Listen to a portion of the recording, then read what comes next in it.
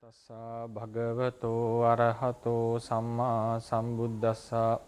Namo tassa bhagavato arahato samma sambuddhassa. Namo tassa bhagavato arahato samma sambuddhassa.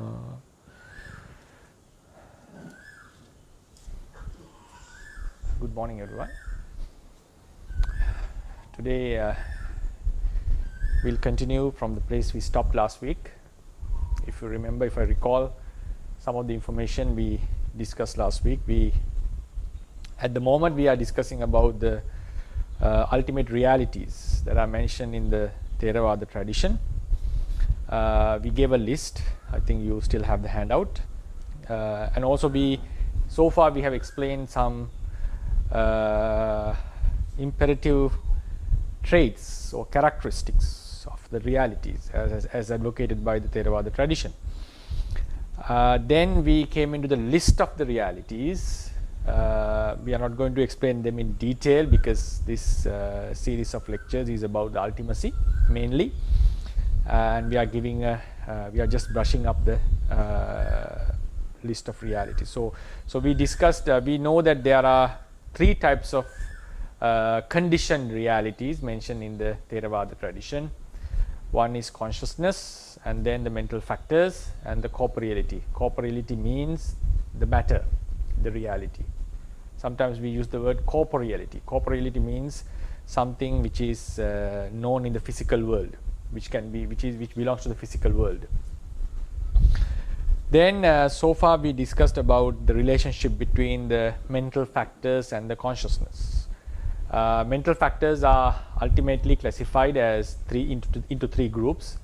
The ethically variable group, which we didn't discuss, which we are going to discuss today. Then the unwholesome group, we called it akusala. Then the beautiful mental factors, which are called sobana. Consciousness that associate the unwholesome mental factors are called akusala consciousness. Then the consciousness that are associating the beautiful mental factors, sobana mental factors, are called beautiful consciousness. In Pali we call them the sobana chittas. Then we are left with some consciousness, 18 consciousnesses, which are only connected with ethically variable group. That is, we call it anya samana. They are the very basic characteristics of cognition, very basic attributes of cognition. So today we are going to discuss about these 13 chetasikas and about the 18 consciousness that associate these mental factors. If you go into the handout which we distributed last 2 weeks ago, please go to the page number 6, which explains about the chetasikas. Page number 6, 13 anya samana chetasikas. Anya samana, the translation is ethically variable mental factors. Ethically variable, because in ethics we call good and bad. It's a philosophical aspect called ethics. So in Buddhism we have absolute goodness, absolute badness. Absolute means there is a very clear black and white definition about what is good and what is bad. There is no mixture in Buddhist teachings, like something can be good in a certain context and something can be good in a different context, because when we look into the reality objectively, sometimes we feel, for instance, like some may argue like killing a terrorist or killing someone who is going to harm the society would be a good act in terms of the in the social perspective of saving many lives. At the same time, we are doing the harm for the person who is being killed. So then we weight what is more, the benefit to the society or the harm for the person, and then we may categorize it as a good act. But according to Buddhism, it is a very clear-cut definition. If something if any act is initiated with bad intentions, evil intentions, we consider it as akusala or unwholesome, regardless of its consequences. Then if some act is motivated with a good intention, for instance, someone with a good intention tries to help someone, and in the end we end up in harming him, but still, as the motivation was wholesome, motivation was good, we consider it as an ethically good, admirable act. So what is the criteria to decide what is good or bad in Buddhist teachings? These cetasikas are the measuring stick, the yardstick to decide what is good and what is bad. So we come into the 13, so that is why we call ethically variable means these 13 cetasikas, 13 mental factors, can associate both wholesome and unwholesome mental factors. They can associate both wholesome and unwholesome mental factors. Unwholesome, the 14 we already discussed in brief, and also this beautiful mental factors, 25 mental factors. So these ethically variable means, for instance, if you take number 9, sorry, I beg your pardon, number 11. Number 11 is effort. There is an effort in doing unwholesome acts, and also there is an effort in doing wholesome acts. So effort, virya, the exertion or this energy to continue certain acts without stopping, can be found in both wholesome and unwholesome sides. So that's why we call these ethically variable. These mental factors are called ethically variable because they can be found in good and bad acts equally. Right, so we shall be discussing them one by one according to the list. So before we go into this explanation, I would like to draw the same diagram we drew last time, the cetasikas. We divided it into three groups, if you remember. Anya samana, ethically variable, 13.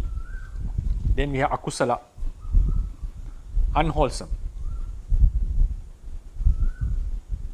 14. Then sobana, beautiful, 25.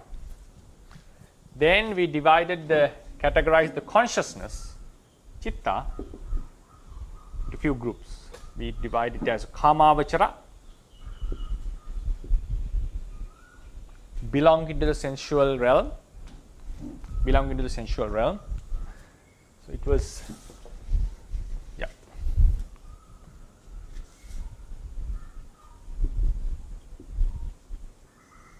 Then we have Rupavachara, Arupavachara, and Lokuttara. Right, Lokuttara. So these are belonging to the sensual realm, belonging to Brahma realms, and then supramundane, beyond the mundane world. These are the attainments. Then we divided this Kamavachara into three groups: akusala, unwholesome, ahetuka, which we are going to discuss today. We call it rootless. We shall explain it. Then we have kama sobana, right? Kama sobana. We have 24 here, we have 18 here, and we have 12 here. And this was divided into kusala, vipaka, resultant, and kiriya. Right? Kusala, vipaka, kiriya. Then all these were divided into kusala, vipaka, kiriya, 5 each. Then we have 12 arupavachara, divided again kusala, vipaka, kiriya, lokuttara, 8 only as kusala and vipaka, no kiriya. So then we also mentioned if any chitta is associating, I'll use the blue pen, akusala cetasikas, those chittas were called akusala chittas. Akusala cetasikas associating akusala chittas.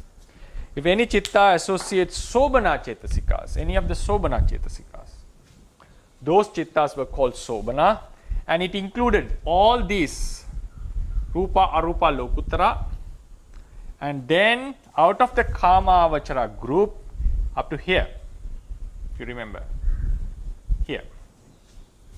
We can also draw it like half the kama avachara. Anyway, so it belonged to one part of the kama avachara, 1/3 of the kama avachara, and all the rupa avachara, arupa avachara, and lokuttara. These are the spiritual attainments, we can call. This is attained with samatha meditation, the tranquility meditation, and this is attained with insight meditation, vipassana meditation.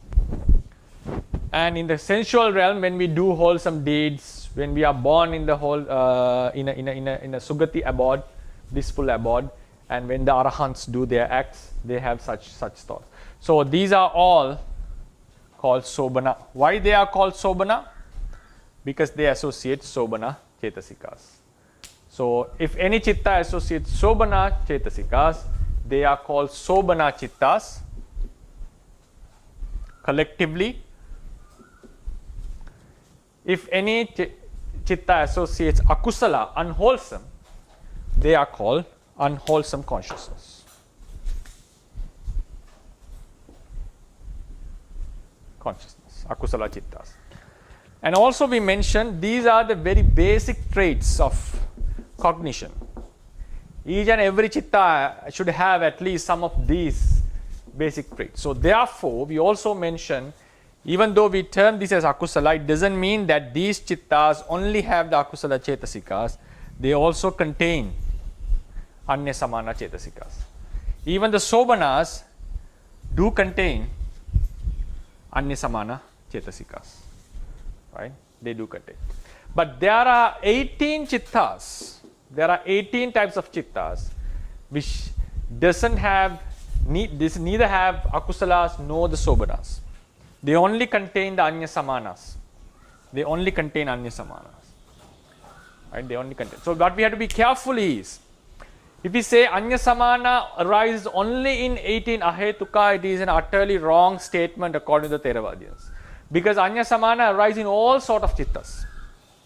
But these 18, which we are going to explain, these 18 do not associate any of the akusala or any of the sobana chetasikas. They do not associate any of them. They only associated these ethically variable mental factors. But when we come to the akusala chittas, they associate the ethically variable group and also the akusala group. Because of this predominant akusala group, we call them akusala chittas. And in the sobana, beautiful consciousness, they associate the beautiful mental factors and also the ethically variable mental factors, but we term them as sobana because of their predominance, because of their predominant nature. So now we are going to discuss what are these ethically variable mental factors which are called anya samana. We have 13. Starting with passa. Passa is contact. Passa is contact. I think I have given it in the handout with the translation. Contact. Here contact means every chitta, every cognition should have a certain contact with the object it cognizes. Should have a contact with the object it cognizes. It means there should be a certain relationship with the object. So this contact, which is a mental factor, is very hard to explain as a separate property. In some suttas, Buddha has mentioned this passa in its manifestation, not in its actual characteristic. Because when we come into realities, in Buddhist teachings, especially in Theravada teachings, we have four types of, there are four ways a certain reality can be explained. Sometimes the reality is expressed in its intrinsic nature, in its basic characteristic. Sometimes its function, the functions it performs. Sometimes its ability to perform the function, Sometimes its manifestation, how it gets manifest to us when we are observing, sometimes with its result, and finally with its causes. Actually, there are 5 ways altogether. Yeah, 6 ways if I count. A reality can be explained in its intrinsic quality. One is its intrinsic quality. At that time, we are directly explaining the reality. For example, hardness, if you call about Patavi, material reality, the hardness, explaining Patavi as hardness is explaining its intrinsic quality. Sometimes we can explain something based on its function, the function it performs.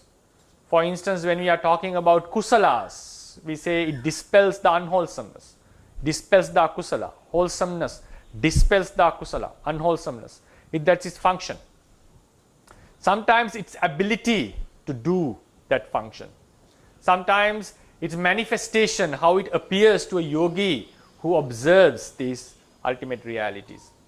Sometimes, in another instance, we may explain a reality based on its result, like the smoke. When we say about smoke, we naturally tend to know about a fire. Then, for instance, when we say about the bhavarupas, we call the sex faculty. It's not the sex organ. We are talking about something that remains in the entire body, which enables us to distinguish the male and femaleness, maleness and femaleness. So it is explained normally in the tradition as the reason for this male appearance and female appearances. So then sometimes we may explain a reality based on its cause. So likewise, there are various approaches the reality can be explained in the Buddhist teachings. So therefore, the passa is normally explained in its manifestation. But according to the sutras and according to the Abhidhamma in the Theravada tradition, passa is a mental factor. It's a separate mental factor. Because Buddha has mentioned in the Anupada Sutta, it arises and passes away, like similar to other cetasikas like Vedana, Sanya, and so forth. So passa is the mental factor which acts as a bridge between the consciousness and the object. There are many ways to explain this passa. For instance, how strong, how large, we normally use the word, that how large the passa is, the contact is, the larger the consciousness is. For instance, if we gave an example, we can take a bottle.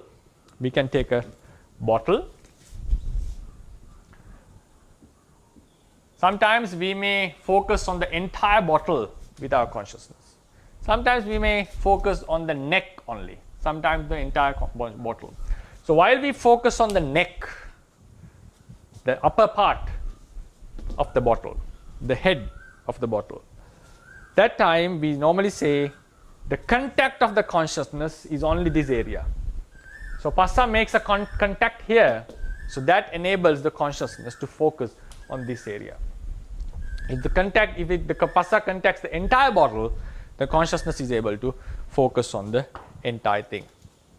And we also mentioned consciousness is delimiting the object from other objects. Various times we explain the consciousness delimits the objects. Many times we discuss on this matter. It's called the focus. That focus to happen properly, passa is necessary. The contact is necessary. They are supporting each other mutually and occurring at the same time, occurring simultaneously, and also mutually assisting each other. Another analogy to explain passa, explain with the contact is, if we want to take something with our hands, so for instance, we take this duster from the hand. If my hand is the consciousness, it has to make a contact with this duster first. So passa is like this contact of the hand with the thing that is taken. So likewise, when the consciousness focuses on a particular object, there is a certain kind of a mental factor which touches the object. So then this passa can also be explained as the cause for the feeling. Cause for the feeling. It touches the object, so the consciousness is able to focus on a certain area, on a certain part of the object or the entire object. Then this passa also causes the flavor of the object to get manifest. Flavor of the object. Another analogy for how the passa is related to feeling is we take an orange and we squeeze it with our hands. So passa is like the hand which squeezes the orange, which is the object in the analogy. So passa squeezes the object. So likewise, the hand squeezes the orange, the passa squeezes the object. It touches the object. So what happens? The juice comes out. The orange juice comes out, which is the flavor of this object of orange. So likewise, when the passa touches the object, the flavor, the inherited flavor of the object gets manifested. It comes up. It becomes evident, prominent to the consciousness. So the Vedana is able to feel it. Vedana is able to feel it. That's why the Buddha mentioned in the famous Paticcasamuppada doctrine, Passa Paccaya Vedana. The contact causes the feeling. So therefore, passa or the contact is taken as one of the fundamental necessities in the conscious realm, in cognition. It supports the consciousness to take the focus on the object. It decides the area, how large the object is to the consciousness, and then it also facilitates the functioning of Vedana, the feeling, by bringing up the flavor of the object. So that is called the passa. So it is found in each and every chitta. All the chittas have this mental factor, which is called passa, the contact. So the simile is very difficult to explain this mental factor. The analogy is, there are few analogies I gave. When we take something with our hands, first the hand has to make a contact on the object. So this passa is like that. Then, so in that analogy, the hand is the consciousness. Then in relation with the feeling, passa is like the hand which squeezes the orange, which is the object. So passa touches the object, so the flavor comes out, like the hand where the orange juice comes out when the orange is being squeezed with the hand. Then we come into the next mental factor, which is called feeling, Vedana.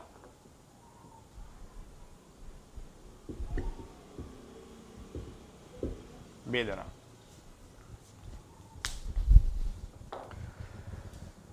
This is also one of the fundamental reasons, fundamental attributes of cognition. Now, for instance, like if I remind now, the 13 anyasamana cetasikas, 13 ethically variable mental factors, they are actually divided into two groups. This is divided into two groups, 7 and 6. The first 7 is universal.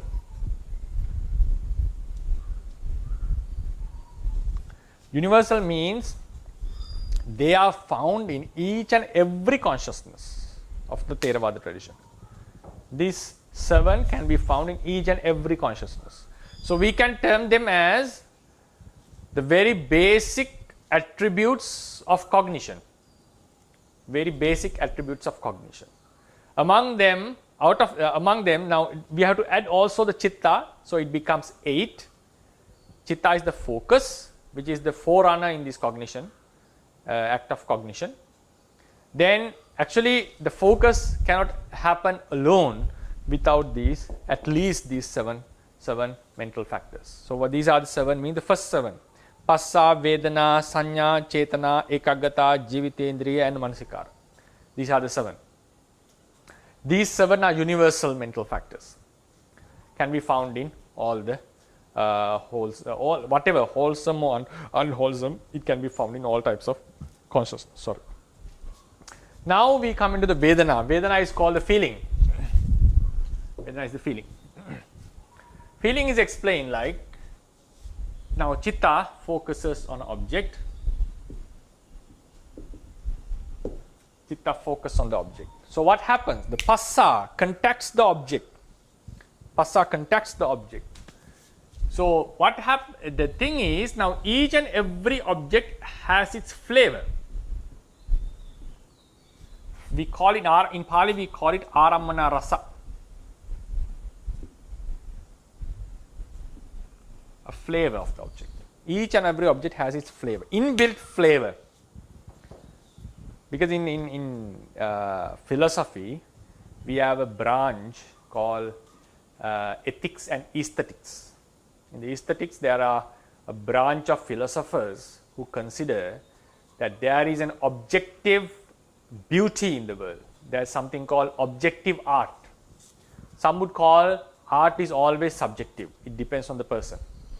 It depends on the perspective of the person, how you observe a certain thing. In Buddhism, we accept both objective and subjective beauty. Objective and subjective beauty. Sometimes the beauty is appreciated based on the characteristics or the desires of the person.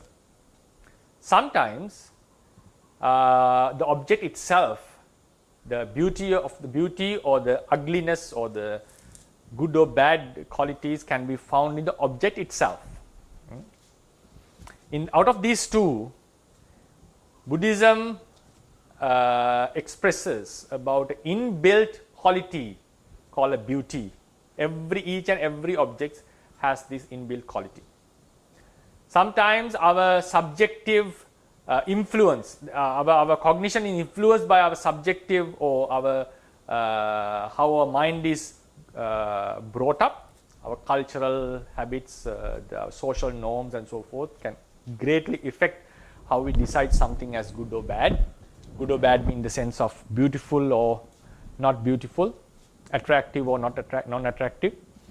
But according to the teachings, what we see is the object itself, the beauty or the ugliness, good or bad qualities are inbuilt within the object. So that is what we call the flavor. Flavor is this pleasantness or the unpleasantness or the intermediate state of an object. So we normally say there are three flavors of the object: the pleasant flavor, unpleasant flavor, indeterminate, like middle flavor. We call it majjata rasa, not upekha. We call it majjata, the middle flavor. Pleasant, unpleasant, we can also call neither pleasant nor unpleasant. It's like a middle flavor. So how to decide it? According to the tradition, we give social norms, like there is a criteria to decide whether an object is pleasant or unpleasant. Then what happens is, when the chitta focuses on an object, because of the contact, the passa, this flavor gets manifested, or it becomes evident to the consciousness. It becomes evident. The flavor becomes evident. It comes up like the juice comes out from an orange which is being squeezed. So with this chitta, there appears a mental factor called Vedana, or a certain mental factor which becomes sensitive to this flavor of the object. It becomes sensitive to the flavor of the object.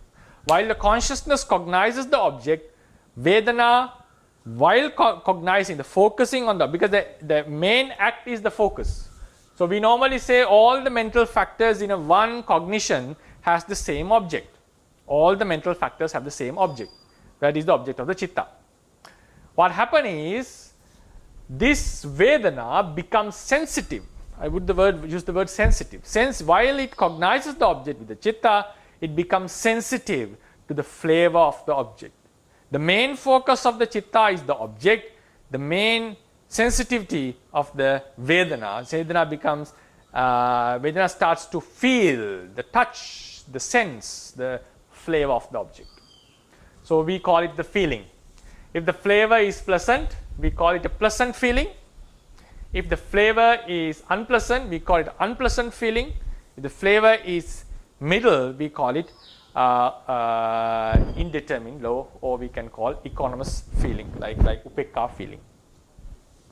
And sometimes even the object has a pleasant flavor because of different reasons. the chitta may or the Vedana may take it as an unpleasant. Even the pleasant object, a pleasant object can be taken as unpleasant. Even the unpleasant object can be taken as pleasant, depends on the subjective attributes. But there are some consciousness, there are certain consciousness, we really, especially the resultant consciousness, the vipaka, resultant consciousness, they take the flavor as it is. They take the flavor as it is. When it comes to the wholesome, unwholesome consciousness, there can be subjective influence on how we consider about the object. Right? So the main thing I want to emphasize here is Vedana is sensitive to the flavor of the object, which is an inbuilt quality of the object itself. Which is an inbuilt quality of the object itself. And it is said that there is no consciousness which arises without Vedana. There is no consciousness which arises without Vedana. So how do we, what is the philosophy behind this is, if any cognition happens, if there is any cognition occurring, that cognition has to be sensitive to the flavor of the object. Why is that? Otherwise, the cognition is not coming in, it's not complete. So the rule that we make based on observing this is, the fundamental that we make is, if there is to be a cognition, act of cognition in the Theravada teachings, if act of cognition is explained according to Theravada teachings, it has to have a contact with the object, that is very obvious. At the same time, it has to be sensitive to the flavor of the object, otherwise the cognition is not complete. So why do we say that? Because this samsara, this functioning of consciousness is happening in a way which attracts the craving. So what is the greatest food for craving? The best food for craving is the feeling. Feeling is the most attractive food, or the thing for the craving. So in the end, what the feeling feels is the flavor of the object. So flavor of the object also plays a huge role in our tradition, in the continuation of samsara. It is known to the mind with the Vedana. So based on the pleasant feeling, we have a great desire to continue our living, this samsara. So therefore, Vedana has become a very basic mental factor in the cognition. So there is no consciousness without Vedana. Then we come into the third mental factor, which is called sanya. Sanya, which is called perception. Sanya is perception. So how do we explain sanya in the Theravada perspective? So now the chitta became sensitive to the flavor of the object, and then there is some kind of a uniqueness in every object.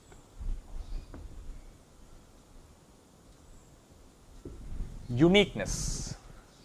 Uniqueness means a certain attribute of the object which enables the mind, which enables us to distinguish it from other objects. The uniqueness of the object is seen two things. Our mind, even at the very basic level, mind is able to distinguish this and this. Even animals can do it. Animals know who is their master, especially a dog would know who is the master and who is the stranger. He is able to distinguish this. And even among twins, ones who have the very similar figures, we are able to distinguish, especially a mother is able to distinguish who is the elder and who is the younger. Why is that? She is very familiar with the certain traits of the object, because a stranger would get confused who is the elder or who is the younger, and he would easily get confused both as the same. But with close observation, we are able to see there are certain attributes that each and every object possesses. So we call this the uniqueness of every object. Each and every object has this uniqueness. So when the consciousness focuses on the object, there is a mental factor which becomes sensitive to this uniqueness. So when the consciousness knows the object, Vedana becomes sensitive to the flavor, Sanya becomes sensitive to this uniqueness. So when someone has developed the sanya, a sharp sanya, which is utterly necessary, he becomes a master in a certain subject. He becomes a professional or he becomes proficient in a certain object. Proficiency increases. It means, like, for instance, we go into mechanics, motor mechanics. Person like who doesn't have much knowledge in the motor mechanics, like I myself, would not be able to distinguish two things which are in the engine, because they appear similar to me. I'll not be able to say what is this part and what is that part, and mostly they appear similar, same to us. And sometimes also when we go to a foreign country, all the people in the beginning appears very similar to us, but when we are getting familiar with their features, we start to see their differences. So when our sanya is not broad enough, not developed much in a particular subject, we are unable to distinguish the sharp differences, the slight differences. We call trifle differences. We are not able to distinguish them. So what happens? Everything appears similar to us.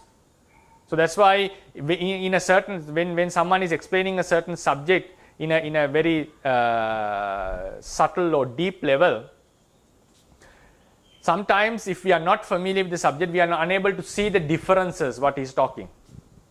So when the sanya is developed, our mind becomes sensitive to the differences, the uniqueness of a certain topic, certain thing, and we are able to say, no, this is anusaya, for instance, this is vasana, this is chitta, this is mental factors. So we are able to distinguish them. So sanya plays a huge role in our understanding. So therefore, and then what happens if sanya is absent? If sanya is absent, we are unable to see feel the objects as different. So according to Theravadians, why we have a sense of difference in the various objects? Because the sanya becomes sensitive to the uniqueness of each and every object. If the uniqueness is very difficult to be distinguished, most of the time we may consider it as the same thing. We may consider it as the same thing. So likewise, sanya is also, if sanya is not present, what happens? The consciousness, the Theravadians would say, consciousness is not effective enough to function properly, because person is unable to distinguish the variance of the objects. That's why sanya is also considered as one of the major factors on consciousness.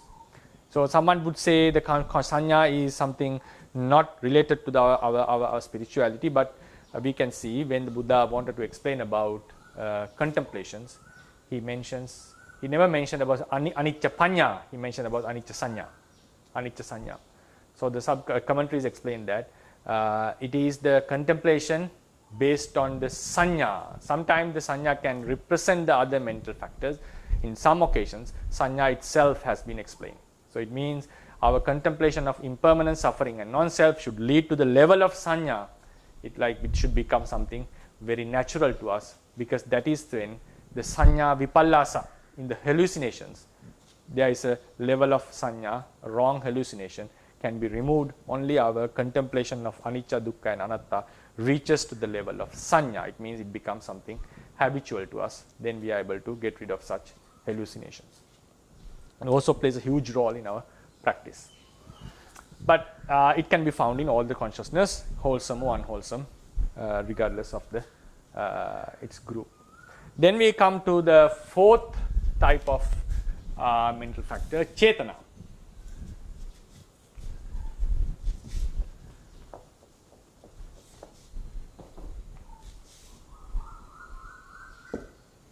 Chetana is volition. Right? So normally we translate it as intention, volition, but the very basic explanation of chetana is when the focus happens together with a cluster of mental factors, it's a cluster, mental cluster. The energy of this cluster is chetana, energy. What is this energy? The energy which supports the group of the mentalities to function properly. It's like in a machine. machine working in air. For instance, the ancient machines, they work with the pressure, like the hydraulic or the pressure ones, like this, with the steam.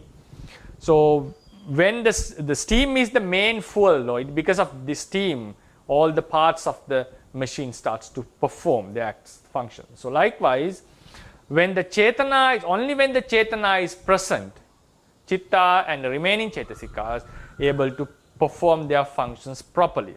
It's similar to the Tejo in a material cluster. So likewise, Chetana gives the energy for the mental entities to perform properly. Should not be misunderstood with Virya. Virya is the energy of the mind which enables it to continue with a certain act without stopping it.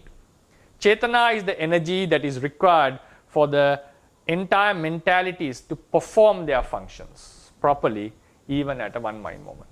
So Chetana is utterly necessary for this performance. Chitta Chetasikas have their individual performances and also the collective performances. For both of these, Chetana is necessary. So without the Chetana, it's like the consciousness and the mental factors become are like powerless. They become weak. So they are also found in all the consciousness. Then we have Ekaggata. Ekaggata is one-pointedness. One-pointedness. This one-pointedness means, now I think once we explain, because someone asked the question about this one-pointedness. So if object can be known, the focus, Chitta is the focus towards an object. Chitta focuses on an object. So then the next thing is the object can be taken in various ways. This object can be considered as something which is made out of plastic, which is used to rub the board, which is a pink color thing, or which is manufactured in this country and so forth. There are various ways the object can be taken. So while the focus is made towards the object, at the same time, it has to be placed, it has to be kept, or it has to be confined to one of the aspects the object can be taken. Not all the aspects, because the object can be taken in various aspects based on our knowledge about it, or also in the place where it is. So at that time, the consciousness has to be placed in one of the aspects of the object. So that one-pointedness, the Ekaggata, what it does is, it makes the consciousness to focus only on one aspect of the object rather than focusing on all. So the analogy is given, if someone starts to grab a heap of oranges at once, he will end up keeping nothing. All will go down. All will be all will fall on the ground. So likewise, if the consciousness is not placed on one aspect of the object, it is unable to perform the function and take the object properly. So one-pointedness is also found in all the consciousness, including the akusala consciousness. Someone can have a question, because out of the 12 akusala consciousness, if you go to the list, if we can go to the list of the consciousness, the second page, we find two mohamula chittas.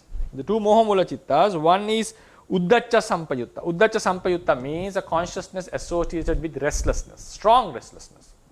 So how could strong restlessness and the one-pointedness could remain in the same chitta? This analogy is given, a person who is on the horseback, traveling on a horseback, would always shake up and down. One is not always stable, but momentarily he still remains on the horseback. He doesn't fall down. So likewise, the one-pointedness in this unwholesome consciousness, especially in the Uddacha consciousness, can have a momentary focus, momentary one-pointedness, though it is being greatly affected by the restlessness of this consciousness. Right? So it is also one of the universal mental attributes. Then we find another mental factor called Jivitindriya. The life faculty. Life faculty. To be true, I'm giving a very brief kind of explanation here, not things are given in detail, because each and every Chetasika has to be explained in detail. It would take different lectures for each Chetasika. Some Chetasikas would cover few lectures. So there are lots of information to be given, but in this course at the moment I am just giving a very brief summary, because I want to explain these are the things that are found in the Theravada context. So the life faculty is, now it has to be understood with regard to the conscious stream. If I erase this, the consciousness stream. We normally know now already the consciousness appears in a generation. It's not one thing. Consciousness is not one thing. It arises and passes away in a stream, like a generation.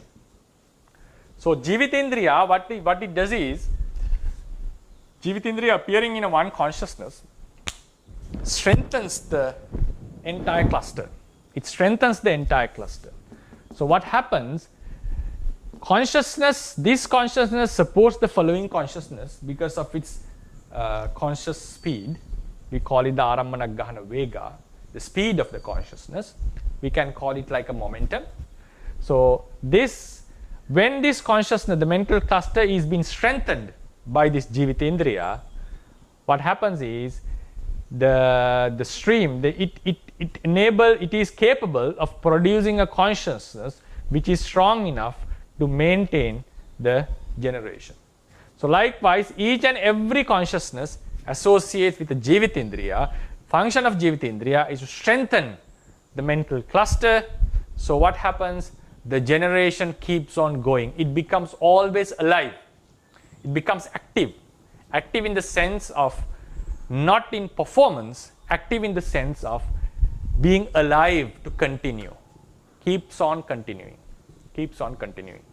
So someone can ask why it is necessary in each and every chitta. Because that Jivitindriya is present, the consciousness keeps on going without breaking down, without stopping. So there are few forces that are required for the consciousness to continue. We shall be discussing them when we come into a different course about the consciousness. Because now when the mind stream is now at the close near to death, the mind stream becomes weaker and it tends to completely get terminated. At that time, the forces are given, support is given with defilements and also the karma force. So likewise, there are various necessities for the conscious stream to continue depending on the occasion where it is. Jivitindriya is one of the reasons for the mental cluster to become strong, so the generation would continue. So there are various reasons for this generation to continue. Jivitindriya is one factor. So we have a Jivitindriya in the material realm, which enables the continuation of the karma-born matter. Here, Jivitindriya is a mental factor which makes the mental cluster active or stronger, so the generation would continue without getting terminated.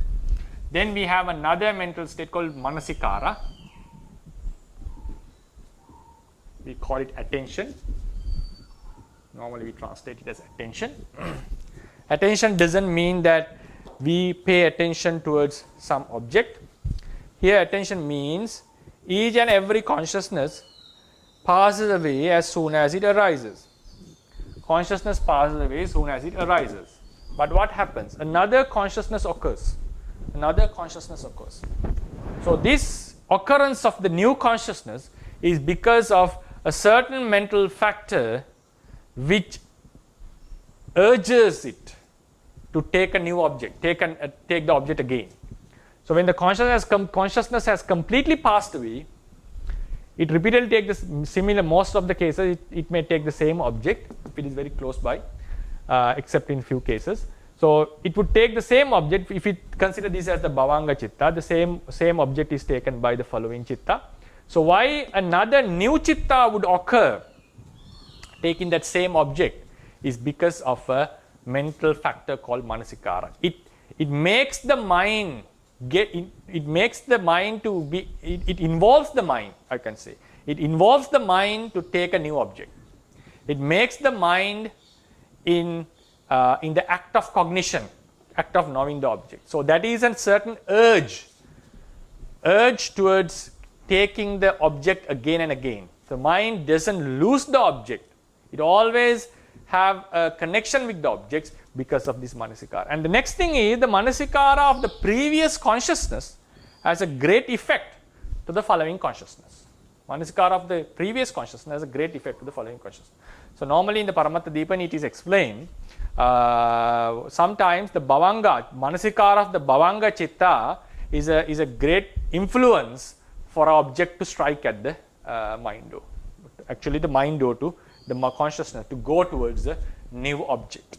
So therefore, manasikara in the previous consciousness has a great influence to the following consciousness, and the manasikara which arises in this consciousness, that also makes the mind to get connected, involved with the object. So it is the mental factor which makes the mind to be active in the sense of taking objects, new means the taking objects again and arising, focusing on an object. So that is what is called attention. It should not be misunderstood, like when we have a certain someone coming, we would pay attention towards that. This is not the type of attention we are talking here. It's a very subtle kind of a mental factor associating all the consciousness. Then we come into the remaining 6. I think the time has already passed. The remaining 6 are vichara, vitakka. Vitakka is initial application of the mind. Initial application of the mind is consciousness is directed. When we are thinking about some object, the mind has to be directed towards that new object. Mind has to be directed. So why the vitakka is necessary? We normally say in the 5 sense doors like eye, ear, nose, tongue and body, the objects have already contacted the sense doors. So the consciousness appears where the contact has already happened. So there is no necessity of a vitakka. But when it is happening in the consciousness occurring in the heart base, which is the 6th base for the consciousness, the object is somewhere else. So the consciousness need the support of a certain mental force which makes it to focus towards that far away object, which is locally in a different place. So there maybe it is an imagined object, but still the vitakka is necessary. That is the force which takes the mind towards that new object. So we call it the initial application. Then we come into the vichara, sustained application. It normally rubs the object. The vitakka takes the mind towards the object, vichara rubs it. So what happens? Certain traits of the object become evident, comes to the surface. The mind is able to observe, like traits like the shape of the object, the color of the object, the name of the object. Such we normally say the shallow attributes of the object are known because of the vichara. Vichara is like an investigation. So that's why it is necessary in the jhana factors, because the object has to be clear. So that clarity is brought by vichara because it rubs the object. Vitakka takes the mind towards the object. So it is very necessary the mind to be active. Then the vichara makes the object clearer in your meditation. For instance, if someone is focusing on anapanasati, vitakka is necessary for our mind to be keep on going on the meditative subject. Then vichara makes the breath more clearer, evident or prominent to the mind. So that is also one, but they do not appear in all the consciousness. Some consciousness may lack this vitakka and vichara. Then we have another mental factor called adhimukha. Adhimukha is resolution. Resolution is like determination, we can also call. This resolution or determination, normally these are the normal standard translations, right? Sometimes these translations may not fit with my explanation because they have standardized translations, so that's why I normally follow these terms. So adhimukha means the mental factor which makes the mind to be certain about the object. certainty is felt. There is kind of it's against the uncertainty. So mind is well established on the object in that sense. It becomes certain what is its knowing. Maybe it's knowing it wrongly, it doesn't matter. But there is one sort of certainty in the mind towards the about the object. So this adhimokha is missing. There is a consciousness about doubt in this akusala group. Doubt in the actual phenomena. That adhimokha is missing in that consciousness, because doubt and the resolution, the determined feeling, the certainty cannot happen together. So therefore, adhimokha is also missing in certain consciousness. When the adhimokha is present, we have a certain certainty about the object. So according to Theravada tradition, if someone have wrong beliefs about the life, about the karma, about the creation, so we don't normally call it the faith. So when you explain faith in the Buddhist teachings, that is the faith about the real phenomena, actual phenomena, like the karma has its results and so forth, rebirth, there is a rebirth, there was a previous birth. So these are the real phenomena. So when we want to explain about the faith, first we have to say what is the actual phenomena. The belief in this actual phenomena is considered faith, regardless whether we understand it or not. Then when it comes to false phenomena, like someone has created this world, everything is happening without a cause, everything is predetermined. So these kinds of wrong beliefs, someone may have a faith towards it. That faith is not addressed as saddha in the Buddhist teachings.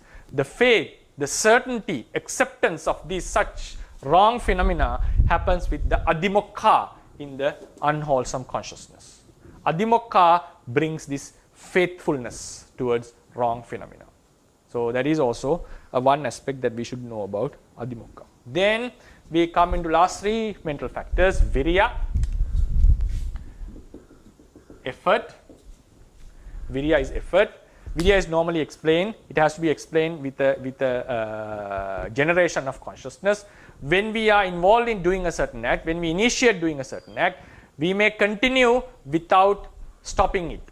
So when the virya is there, we would bring that act to the completion. We would terminate it, execute it completely without stopping it in between. So for instance, we sit for meditation for 1 hour, but in the end we end up in half an hour and our body is fatigued, or sometimes we feel tiredness in our mind, so we give up the meditation. But if you keep on doing in a retreat, we find after a few days you are able to easily sit for 1 hour, maybe 1.5 hours. What has happened? What is the difference in this? Why do we see such a difference? Because the level of virya has increased. That's how we understand virya. Because the virya has increased, mind is capable of continuing in that one particular act without giving it up. So virya is the mental factor which energizes the mind to continue with a certain act without giving up. Then we come into another quality called piti, joy. Mind is delighted in certain object. It starts to see, like it is, we normally call delighted, like a flower is blossomed. The mind becomes very happy about certain objects, about certain acts. So that is the piti. It's not found in all the consciousness and it is obvious. Then we come into chanda, zeal. Zeal is the interest, the desire to do certain acts. We are desirous to meditate, we are desirous to sometimes, some people are desirous to steal, some are desirous to donate. So this kind of desire to do a certain act is called chanda. Some consciousness may lack this kind of desire. So these are called ethically variable. You can see because chanda can appear in wholesome and unwholesome side.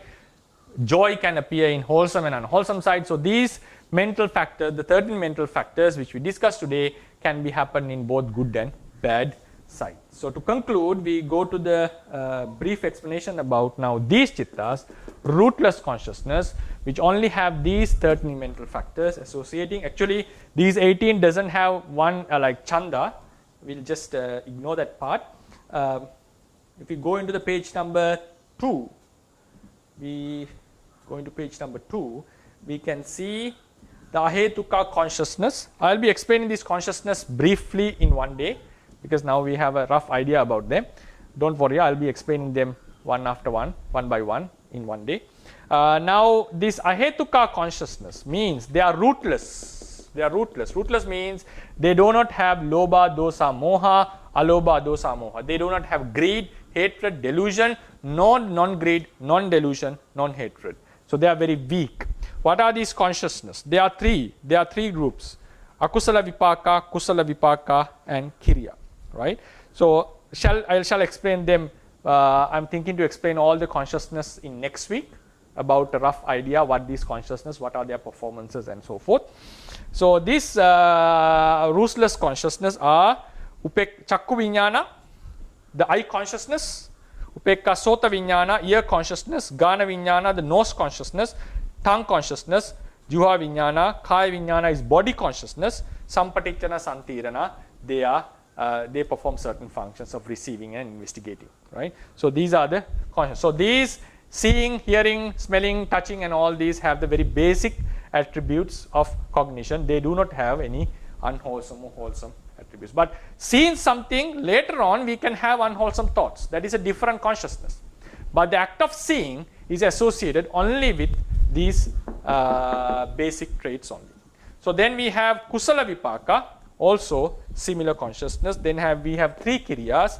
I shall be explaining them next week when we explain roughly about the consciousness. So these are this is the lecture that I would like to share.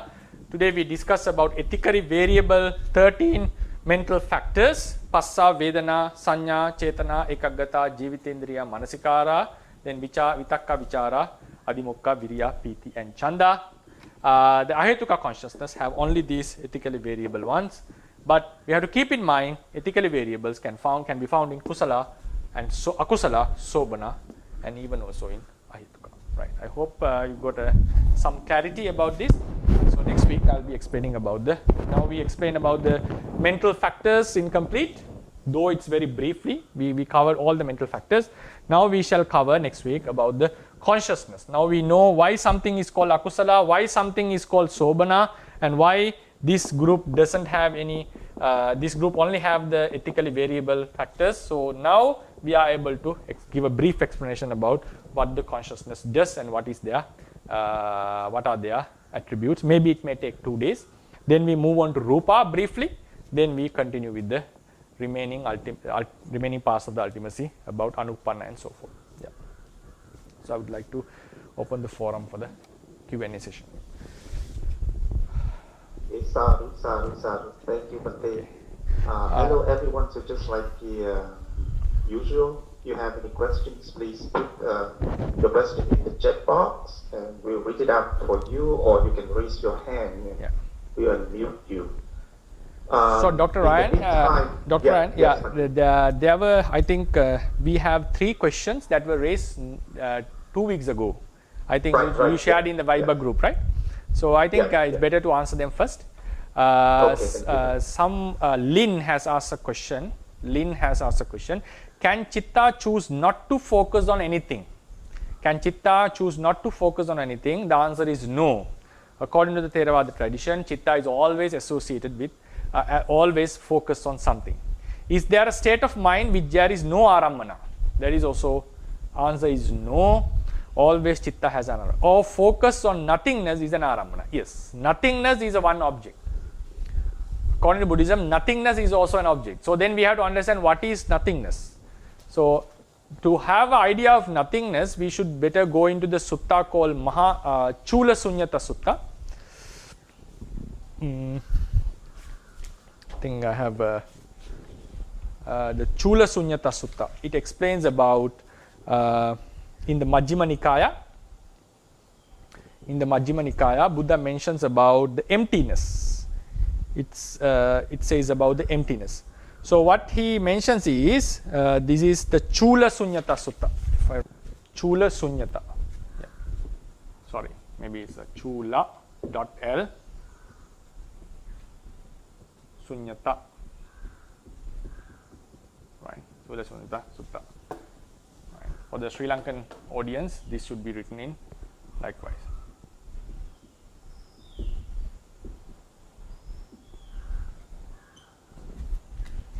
So in the Chula Sunyata Sutta, the Buddha mentions someone sees something as empty. So how do we understand the emptiness? If we say this table is empty of books, or if this table is empty of a computer, it doesn't mean the table is empty. There is no table. There is a table, but it is empty of a certain thing. So likewise, Buddha mentions iti yanhiko tatta nohoti tena tang sunyan samanupasati. So if there is nothing in a certain thing, we consider that thing is empty of something. Then yampana tatta avasitang hoti tan santa midang attiti pajanat. If there is something left in that, we consider it as something that part is remaining. So when we consider about the nothingness, there are few objects related to nothingness, especially in the arupa jhanas. We consider nothingness of the third arupa jhana. Third arupa jhana consider about the nothingness of the first arupa jhana. So when we say about nothingness, we always relate it to nothingness of something, absence of something. So if we consider about absence of everything, even still that is related to something. So therefore, according to Buddhism, when we say it's nothingness, it's not just like in English, it doesn't refer to normally just mere emptiness. We need to say empty of what? Empty of what? So it doesn't mean, so therefore now when someone focuses of the emptiness of a certain consciousness, that object is still related to some consciousness, but we focus about the nothingness of that consciousness. So in that sense, we can say if we consider about nothingness of rupa, nothingness of consciousness, in the end the essence is nothingness. That's true, but we have to keep also something that we have to keep in mind, that is that it is related to something, nothingness of something. So this nothingness is also considered as an object in Buddhist teaching. So therefore the answer according to the Theravada tradition is, there is no chitta without an object. Chitta cannot choose to focus, cannot choose to be, cannot focus, not to focus on anything. It always focuses on something, and nothing, if it focuses on nothingness of something, that is also considered as a arammana. Then we have the second question is raised by Uttamada Dhamma Seeker. Can we call this focus as the zooming in function of chitta? The zooming in. She has asked the question, zooming. Zooming in. Zoom is also related to our class because we do the class via Zoom. So zooming in means like when we zoom in, it becomes clearer, like the size of the object increases. That's what we know in zooming in computers normally. So actually chitta is, I would prefer to say it as the delimiting of the object rather than zooming in. But sometimes when the object is getting vivid to us, like clear to us, that time we may say we have zoomed in, but I don't see this function in all the chittas. Zooming in is always relative, I feel, because in one occasion we focus on the object roughly, generally or casually, then we think about it more deeper and we go in, plunge into it, then we can say we have zoomed relative to the previous act. So when we say zooming, it's always relative according to my understanding. So therefore, when we say the chitta has zoomed into an object, it has zoomed in compared to the previous cognition. If we zoomed in more, so then otherwise we have to understand there is a normal state of knowing and zooming in state. So there, I think, so zooming in can happen in when we compare the two types of knowing. So one is more closer to the object, one is bit far away to the object. So therefore, I would prefer to say the general, like the universal function of consciousness is to delimit the object and to focus on one particular object, giving up the remaining. Right? So that's I think that is more appropriate here. Then Edward has also asked a question.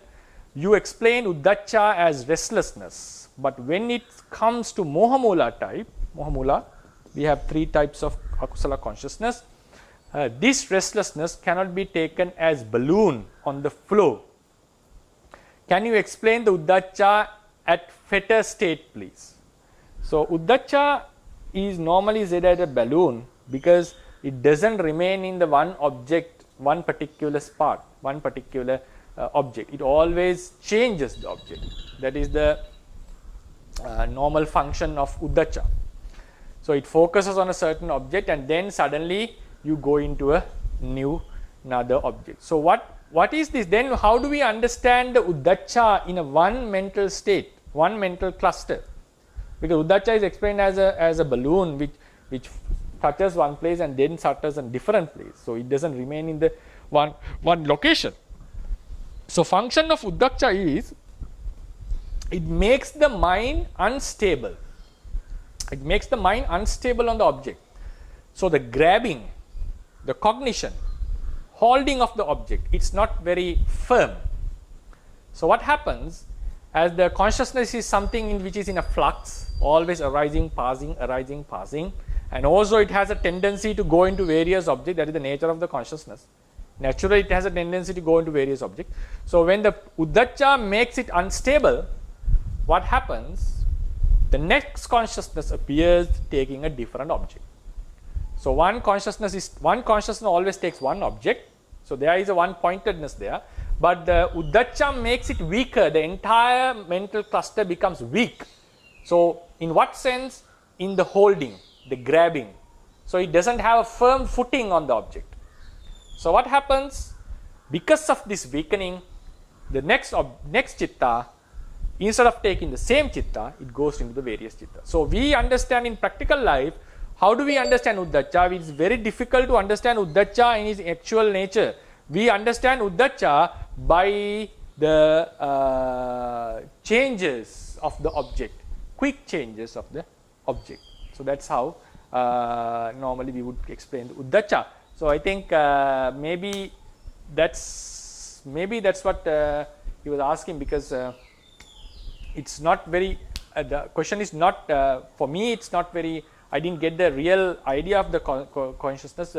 Why that's how I thought when the question was put, like it is not, cannot be taken as a balloon. So, that's what I imagine seeing the question. Can you explain the Uddacca at fetter state, please? Fetter is like the realities which bind our mind towards the samsara, which binds our mind towards the samsara. And it's also a very important, very good question. Why Uddacca has a, what is the fetter quality of Uddacca? And to be true, in the Theravada tradition, it is one of the very daunting tasks to answer these types of questions, like why some mental factors are called fetters and why some are not called fetters, certain unwholesome thoughts. Why only 4 called are asava and why other remains are not called an asava. There have been some attempts to explain this. This is why and this is why. But when we have various definitions, the ancient teachers have ended up with no proper answer. So, therefore, in the Anutika it is explained, when we go into find out how to explain what is the fetter quality of Uddacca, what is the asava quality of this and those. So, it's very difficult for us to get an ultimate answer, because we can think about the realities in various ways. So, in that sense, they have asked us to because the Buddha has given it, so just to accept it. But there is a logic behind it. The thing is, we are unable to give a very exact answer. So, for instance, Uddacca is a fetter and why Kukucha is not. So this kind of distinguish clarity is difficult to gain in the Theravada doctrine in this regard.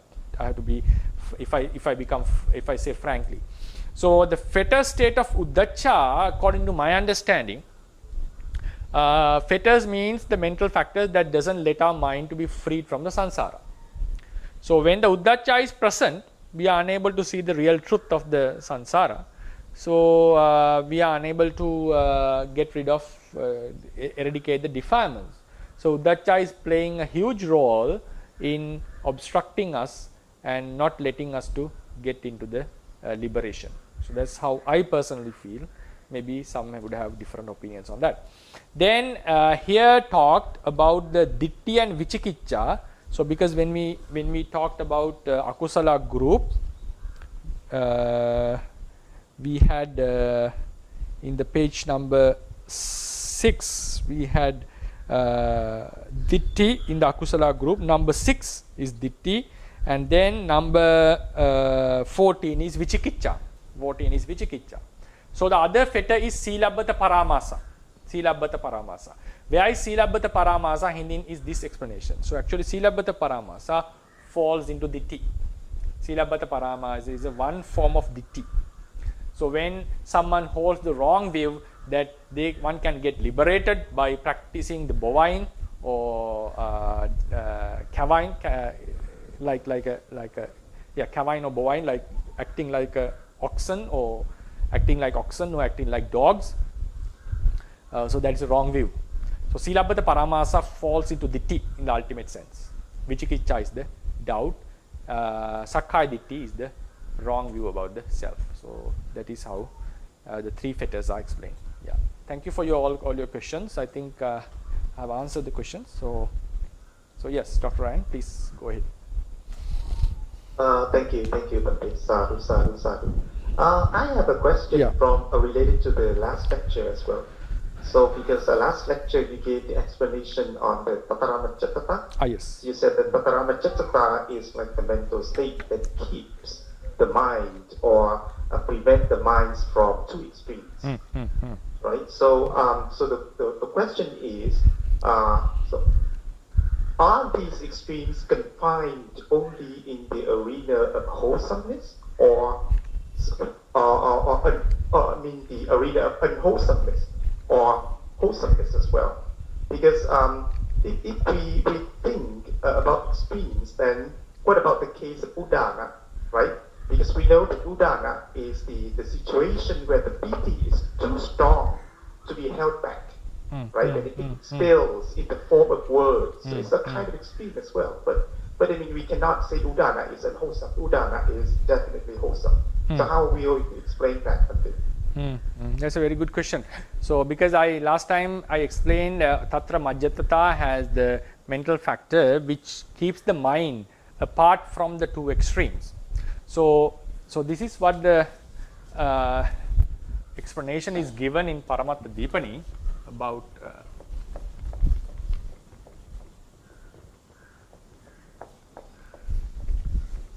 how to understand this tatra majjatata. I have come across two different explanations on this mental factor. So one is like, so they divide the word at tatra, majja, atta. So atta is bhava here, we normally call, right? Atta is bhava, sabhava. Sabhava. So majja is between, right? Between. So the nature which lies between. So what are the extremes given here? What are the extremes given here? So the nature which lies between something. Especially this can be found in the beautiful consciousness. So this sabhava is the nature lies between. If we say this is sabhava, this sabhava lies between two extremes. What are the two extremes? Lina and uddata. That is what two extremes. When the mind is contracted, lina, it doesn't mean laziness, it becomes contracted. So when the mind is contracted, is weakened, this eventually falls into the laziness. If mind is restless, scattered, agitated, it has become agitated. It is agitated. So this is agitation. This is called contracted, contraction. So when the contraction is there, it falls into tina middha, laziness. Then if mind is agitated, it falls into restlessness. Then another extreme are explained as atiluka and lukatha. I'll give the translation. Then atipahattata. Atilukatha and atipahattata. So atilukatha means coarseness. It's coarse. We can get gross. Then atipahattata is extreme joy.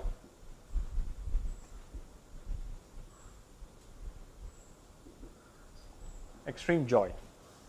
So what happens when this the mind is, now this is the one explanation, this is the second explanation.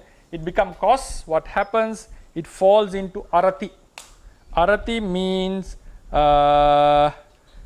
not enjoying the spiritual practice. I use the word arati, the Pali word. It's not enjoying the spiritual practice. It becomes like very dry. The mind is very dry in meditation and practice, so forth. Then when the mind is extremely joy, it falls into lobha, unwholesome craving. It falls into lobha. So this represents dosa in the attributes, and this represents lobha in one sense, right? So what happens? The sabhava, the atta which lies between attributes of between these extreme attributes of the mind. This nature can be called as neutrality. This nature we can call is neutrality. Neutrality. This nature is utterly essential for consciousness to become wholesome. Chittupada, which is together with such nature, is called majjata. So when the mind is with this kind of a nature which doesn't go into these two extremes, which is called majjata. So majjatata means that is the neutral nature of this this mind. So this is very essential for all the beautiful mentalities because it makes the mind to be in a balanced state. Doesn't let the mind to go into these extreme steps, because mind goes into these steps, it would end up in here. So now the question comes, as Dr. Anna asked, now there is something called udana in our Buddhist teachings. Udana means, according most of the noble beings who are unable to, a lot of piti arises in them. They are unable to stop this piti, so it comes out as words, it pours out from their mouth as words. There is an entire book called Udana, which explains about the utterances, the joyful utterances made by the nobles, especially the Buddha made the utterances in Udana, and in Therigatas, we can have utterances made by noble arahants and so forth. So how do we understand this extreme joy and Udana? For that we have to understand, even though we say extreme joy is a problem, extreme joy is a certain extreme. We also can see, now for instance, while we are meditating, we see the true natures of the object, and we become really agitated, really excited with that, and then we start to crave towards that our practice, about our attainments, about our skills. So therefore we have two types of piti that we can understand. Now the piti in the jhanas, for instance, is a very high level of intense piti. Though it is the piti is very strong, still it doesn't fall into the unwholesome side. So here what I think the Sayadaw is referring, like there is a certain kind of piti with a little bit of an unwise attention without much control, which eventually leads towards the unwholesome craving. Because it's also evident that if we are unable to control our happiness towards certain acts, especially it happens in meditation, when we start to have a good observation, good understanding, we get excited and we start to ponder about it, and then we tend up admiring our qualities and falling into the unwholesome lobha. So that is the piti that has been rejected here, to my understanding, not the piti which is explained in the Udana level, because that piti is like controlled by, to our understanding, controlled by strong mindfulness. So it is like in control, it is fully in control. So then in the end we have to come to understanding that even though there is a strong piti utterance in Udana, there is some kind of a control in that. So here we are referring to a piti which is a little bit of out of control. So where we in our natural life, day-to-day life, we tend to end up in having unwholesome thought. Like we, for instance, someone has certain skills like preaching skills, teaching skills, writing skills. Sometimes we become happy about our skills, and if we keep on thinking about it, like if we give them really excited on it, we tend up admiring our qualities in the craving. I think that is the piti that has been discussed here. That's how I feel. But it's a very good question, because we have a Udana, explanation of Udana is he's unstoppable, so it comes out as an utterance. Okay, thank you so much, Pastor. Sadhu. Please go ahead, Sayale Punya. Okay. Yes, Yale. So before my question, I'd like to say some friends from Myanmar and from other countries, they told me because the internet connection problem, so they couldn't join today's class, so they will watch on the YouTube. Okay. So my question is regarding the last lectures or some previous lectures about the mana. Mm-hmm. As we know, so the mana is only eradicated by the Arahanta Mata. Mm-hmm. So when the Bodhisattva was born, when he was walking, he said, "I'm the highest person in this world." Yes. So in that case, he had mana or not? Because he was a Buddha Janata at that moment, right? So how can we understand that? That is also a very important question. Like when we say mana, we explain it as comparison, like we compare ourselves with others. So also I think I'm not sure whether I mentioned it or not. When we come into mana, we have to explain that we had also mentioned not all comparisons are mana. There are sometimes there is a vice comparison. Like for instance, there is a word that is one of the 4 attributes of a righteous king. 4 attributes of a righteous king. Dana, Piya Vachana, Attacharya and Samanattata. Shall explain the Pali word. Wait. Samanattata. Samanattata means there are 2 explanations for this in our tradition. One explanation is we treat the person in the same way. Like in front, I treat someone, and also at the absence, I treat him the same. Like I give a good face when he is present, and I backbite him or stab him from behind. So these things are not admirable in Buddhist teaching. So we have to be very direct or straightforward. We have to treat them equally, and also treating people equally. Like if now, for instance, for a monk, if 2 people come with different castes, different social rankings, as monks we are supposed to treat them equally. Like we should not do any favoritism just because of the class, rank and so forth. There are ways that we can have, we may do the discrimination. Discrimination means treat people differently, because if someone is really helpful to the Sangha and he has come to support the Sangha in some occasions, we would give him the priority, because it affects the entire Sangha society. So likewise in Katina and so forth, we have some protocols, but they have to be done with wise attention, not following the instincts, like not following our emotions. So treating people equally is one thing. Then we come into another dilemma. A king treating, these are attributes of a king. Dana, giving, also like can be found in other people. Especially a king has to have these four qualities, like dana, giving charity, piya vachana, speaking with pleasant words, attacharya, working for the benefit of others, striving for the benefit of others, for his subject. And samanattata, treating everyone equally. All the citizens should be treated equally by a king.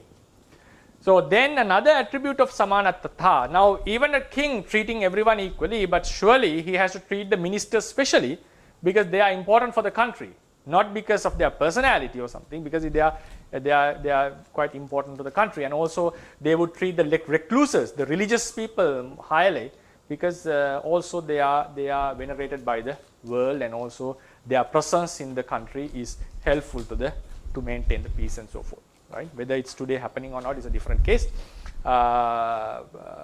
Normally, priests, monks, and religious people are supposed to enhance the harmony, the unity among the people. So now the second explanation is mana. Mana is measuring. Samana, sa plus saha, right? Saha mana. So sahamana means, another explanation is, according to the commentarial tradition, we think about the person, about his capacity or about his real qualities, and then treat him accordingly. This is not discriminating. So discriminating based on certain the skin color and so forth, not on such manners. This is like a student cannot treat his teacher like a peer brother, peer friend, like a colleague. So there should be some differences. Children with the parents, parents with the children. So a parent cannot act with his younger children like he acts with his own brothers or friends. So likewise, in the social hierarchy, there is some common sense that makes us to deal with different people in different manners, not because of any gender or ethical discrimination, because of the real attribute, because of their real social status. In that sense, a leader of a company or a boss and the employer, all these have to have different relationships. So if someone understands this difference and treat them properly, accordingly, that is also considered as one of good attributes of a person. So therefore, comparing people is not mere mana, not an unwholesome act. It can be done with wisdom. So when the Buddha used to say, Bodhisattva uttered, I am the highest at his birth, and also having got enlightened, he uttered that there's no one equal to me. I am the supreme in the world. So such statements were given in many occasions by the Buddha. So these statements are given not because of his arrogance, not because of his pride, because that is the fact. According to us, Buddha is the highest supreme being in the entire universe, entire world. So coming into that position, saying that he is the supreme, that is something not done with mana. And also another thing to explain, the Bodhisattva's miracle happening at the birth, according to the information that we have about in the literature, it seems like it's also evident that the Bodhisattva didn't possess all these miraculous attributes after that incident. It means he couldn't walk after that. He couldn't talk afterwards. He was just a child. But on that particular occasion, that miracle happens as an indicator to show that this person is not normal, he would be a special one. Because, for instance, if he was really conscious, he was really aware about all what is happening around him as a grown-up child, because he could walk, he could talk, then we would imagine that he would do all the things after he going to the castle. But it's very clear when the Suddhodana, his father, brought him to his teacher, the Asita, the Kaladevala, Bodhisattva couldn't do anything. He was just a child lying on the bed, and suddenly his feet went and touched the head of the hermit. And also another thing, he understood about the death. According to the tradition, he understood about the death at the age of 29. So if he was very aware, very conscious, like a grown-up child, as it happened in the birth moment, he would surely know about his mother's death. He would surely know what happened to his mother. So this is also an indicator to show that that this, because in the Nidana Sutta, Maha Nidana, if I remember, Buddha mentioned that these miracles would happen at the birth of any bodhisattva during his last life, but it seems like he didn't act as a fully grown child after this incident, because it was just an indicator, a miracle that shows the world that this person is going to be so and so in future. So to your question, mana is not always associated with unwholesome thought. Mana means comparison is not always associated with unwholesome thought. Okay, Pandit. My next question is, every time we talk about the Vijayana, it says focus on objects. So when you use the word focus, so which definition are you taking? Is you take the Chintadidi Jaitam or Vijanati ti Vijnana. Sorry? Vijanati ti Vijnana, I take. Vijnana definition. Vijnana. Okay. Thank you. Okay, thank you, Bhante. Sadhu, sadhu, sadhu. I think we can have one more question because we started a bit late. Yeah. Yeah. Okay, thank you, Bhante. Please go ahead, Mr. Ananda.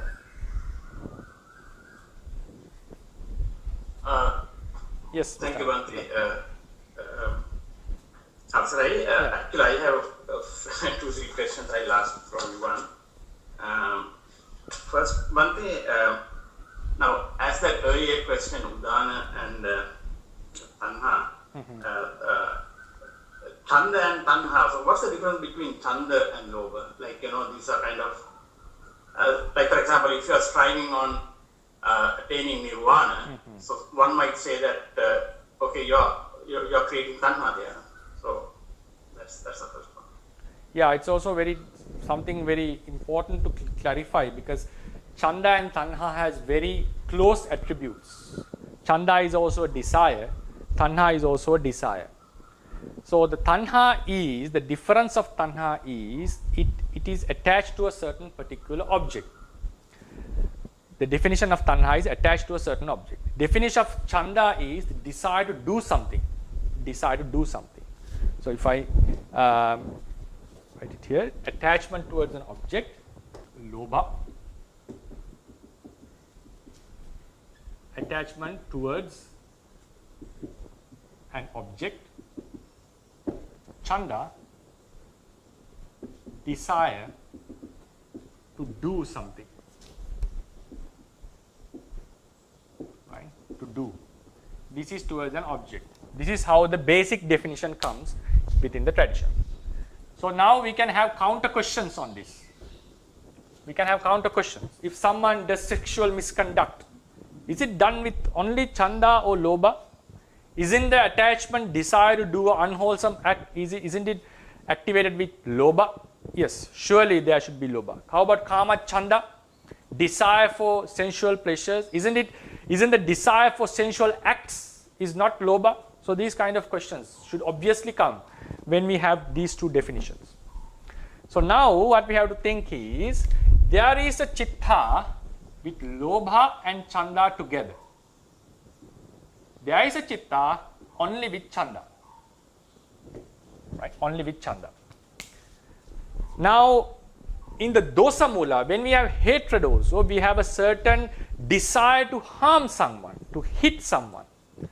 It's motivated with anger. It's mixed with anger.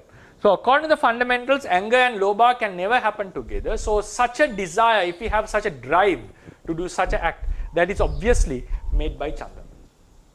Then we have a desire to do wholesome deeds, like I want to really help someone with a pure intention. I'm not talking about a wholesome act motivated by to become famous and so forth. So at that time we may have lobha chittas, kusala chittas on and off. So in that case it's very difficult to distinguish whether my act is at a certain moment, whether it's wholesome or unwholesome. But giving itself is wholesome, because that's the moment we give up. though it's motivated by unwholesome thoughts. So if we think about a pure kusala, just giving someone to support him or to give up our attachment, to develop our detachment, that desire, that wanting to do that act is purely chanda, because fundamentally lobha cannot happen with kusala chitta. Then we come into the lobha chitta. Someone wants to do a sexual act, misconduct, or to steal something, to become famous, just motivated by the ego or something. So at that time we find lobha and chanda together. Lobha and chanda together. This is the point. It is very difficult to distinguish. So at that moment, if we have a certain desire to do something, the urge is made by chanda. The attachment towards that act, the liking towards that act is called lobha. So the difference between lobha and chanda, the chanda should be understood as a desire, a force to perform the action. Attachment is the lobha. So how do we understand this attachment?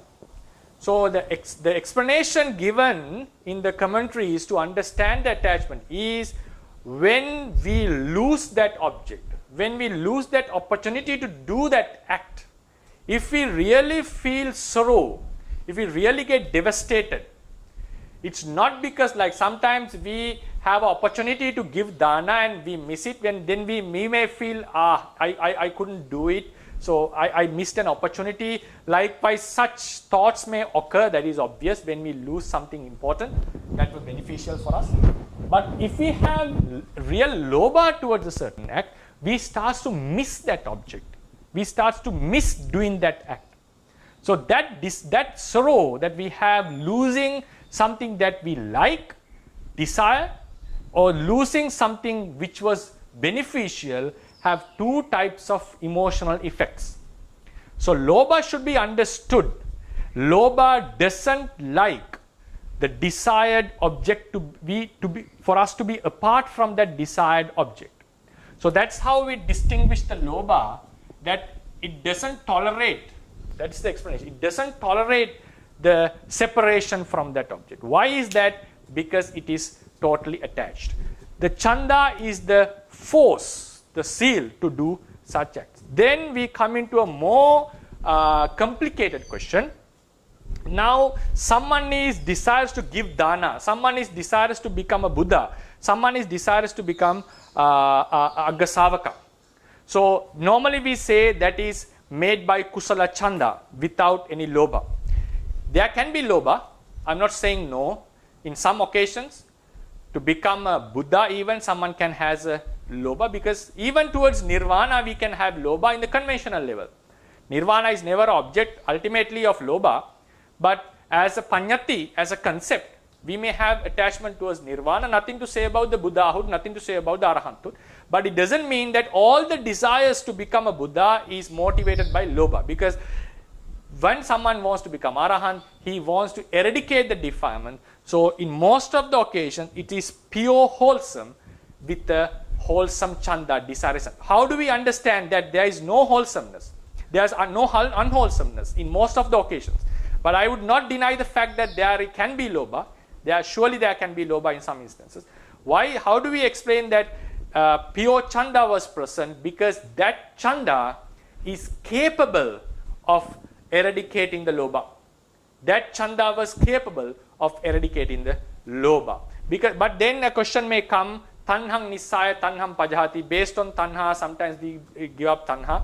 There is a teaching given by Venerable Ananda. And also he mentioned in the end, in one sutta Buddha mentioned, but when you go into higher levels, it is not possible without giving up that craving, you enter into nirvana. So therefore, ultimately we give up. Chanda is the opposing force. Wholesome chanda is opposing to unwholesome craving. That's why someone could abandon the attachment towards the family, towards the wealth, and cut off that bondage and go to ordination, go to the forest. There is a great zeal, great desire, great wanting to come into that pure state that is completely motivated by wholesome thoughts. So that is called pure chanda. But I would not deny the fact that in some occasions, for some people, such motivations can also be associated by lobha, we cannot deny the fact there is a possibility. The complicated question is, now we think about pure kusala. Pure kusala. Think now someone is not affected by lobha, doing the act with a pure wholesome mind like dana. For that he has to gather the stuff. He has to gather what is to be given. So in that case, he has, after he has gathered, he has a certain liking, certain desire to protect this stuff, because with this he is going to accumulate a great merit for his liberation, for instance. So he has a attachment, like a liking towards this stuff which is going to be given. According to the tradition, even though chanda is explained as a desire to do, the sub-commentators explain the attachment towards the things to be given, attachment towards the attachment or liking towards the things to be given should also be the functioning of chanda. Should also be functioning of chanda if it is really motivated by wholesome thought. But I don't deny the fact that lobha can appear there in some occasions, but mostly we say it's pure wholesome. So in that case, the example is given, similar, the analogy was given, the archers knowing that they would get a salary from the king, they would gather the arrows. These arrows are not going to be kept for themselves, they are going to shoot them, but they still desire for these arrows because of the salary they are going to get. Why they like the arrows? Not to cling on them, not to hold like our own wives or husbands of children. They are going to give up these arrows, but they like it because with these they are going to get more benefits of salary. So likewise, if you think about the liberation with the dana, someone may like the stuff that is going to be offered. That is not because they are clinging towards the object, that is not because they like the object, because they are desiring for a greater liberation, that is the eradication of tanha one day. So that's how we explain that. It's a very slight tough question, like there's a slight difference about chanda and lobha. That's how I would normally explain this.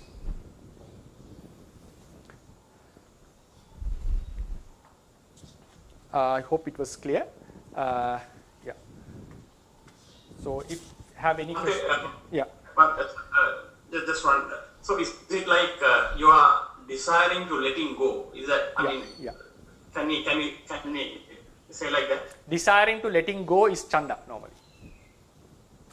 Desiring to letting go is chanda. I have another question if you have time. I don't know. Shall we take it to the next week? Or you can send me the questions. I'll like we did today. I will take them in the next question and Q&A session. Just write it on the Zoom or to my Viber. I will take them next week. Okay, thank you. Okay. So I think it's already 10. We shall. Thank you so much, Bhante. Bhante, I have a really quick question, Okay. Bhante. I just want to know the reference that you gave in the explanation earlier. The reference about the Buddha or the Venerable Ananda saying that, you might have some bad thought or, the unwholesome. Tanhang Nisaya. If you can type this, Tanhang Nisaya, Tanhang Pajahati. Tanhang Nisaya, Tanhang Pajahati. This is what I remember in the Pali term. I'll search for it and give the exact reference.